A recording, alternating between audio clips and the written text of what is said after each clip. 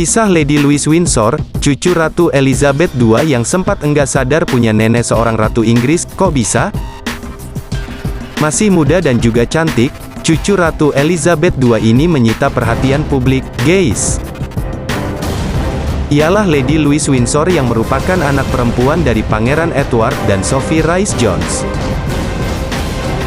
Meskipun masih berusia 19 tahun, dirinya punya kisah unik yang tak kalah menarik dari cucu ratu yang lain. Kini berada di urutan ke-15 dalam tahta kerajaan, lantas seperti apakah sosok Lady Louise Windsor dari kerajaan Inggris ini? Mari berkenalan secara lebih dekat dengan melihat fakta menariknya di sini. Lady Louise Windsor ternyata punya hobi yang tergolong unik, guys.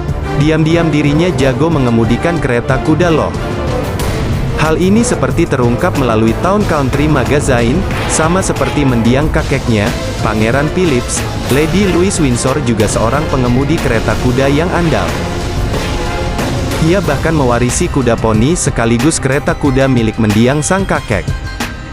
Meski memiliki nenek seorang ratu, rupanya Lady Louise Windsor sempat tak sadar kalau ia adalah keturunan pemimpin Inggris, guys. Melalui sebuah wawancara, sang ibu mengungkap kalau putrinya sempat tidak menyadari kalau neneknya adalah Ratu Inggris. Hal ini terjadi saat Lady Louise Windsor masih sekolah. Orang-orang di sekitarnya menyebut dirinya punya nenek seorang ratu. Saat itu ia malah menganggap kalau Ratu Elizabeth II hanyalah seorang nenek biasa seperti yang lainnya. Dikenal sebagai salah satu cucu kesayangan Ratu Elizabeth II, Lady Louise Windsor sempat mengalami masalah kesehatan saat masih kecil.